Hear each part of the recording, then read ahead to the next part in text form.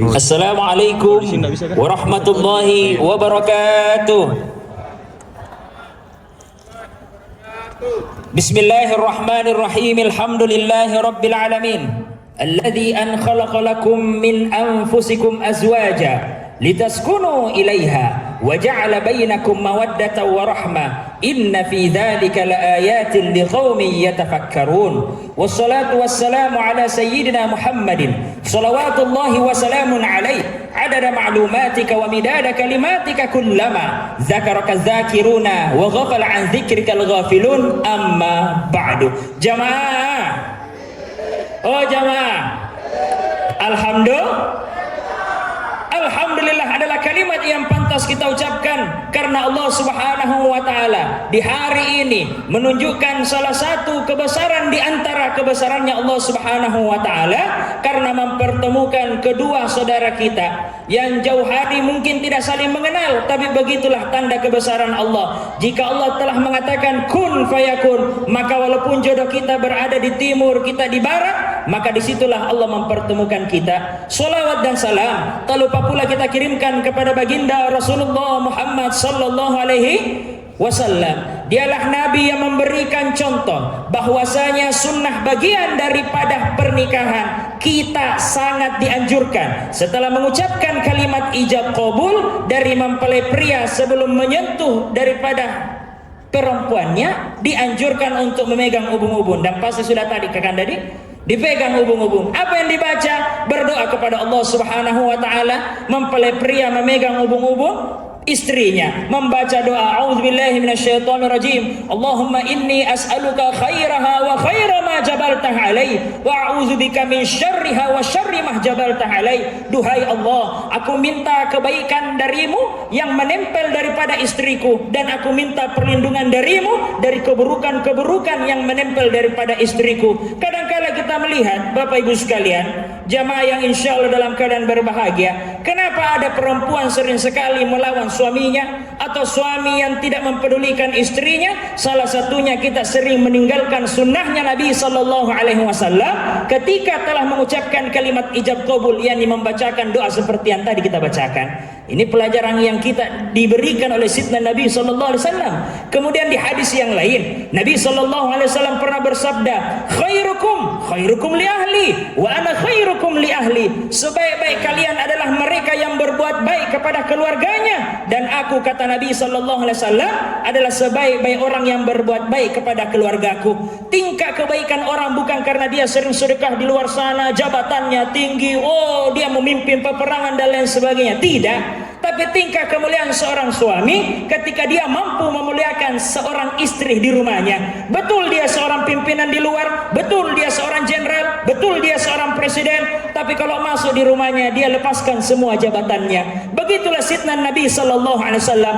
Beliau seorang pemimpin perang, pemimpin negara, pemimpin agama, tapi ketika masuk ke dalam rumahnya, beliau menjadi seorang ayah untuk anaknya Sayyidatuna Fatimah Zahra.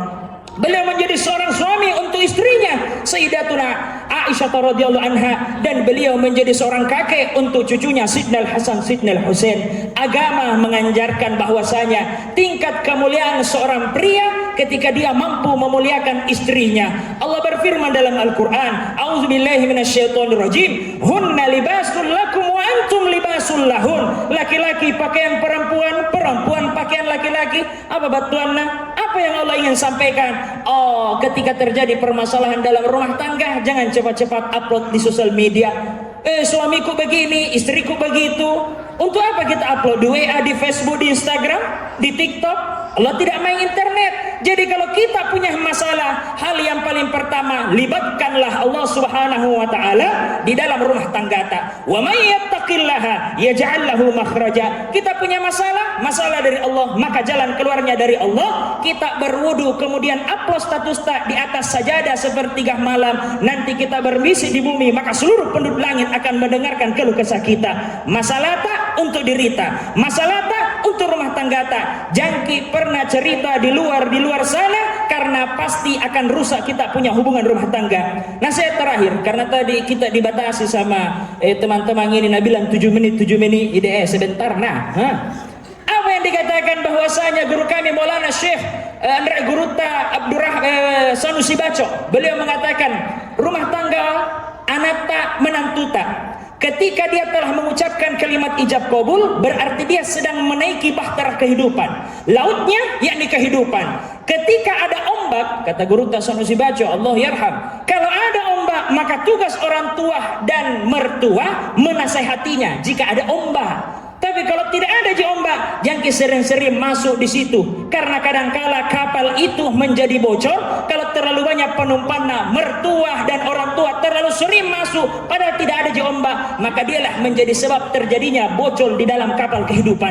Hadapi ombak baru dinasihati. Kalau senang-senang di kehidupan, jangan terlalu ikut campur, biarkanlah dia dewasa dengan kehidupannya. Masalah itu muncul bukan untuk menjadikan kita bubar, tapi masalah itu muncul untuk menjadikan kita dewasa satu sama lain.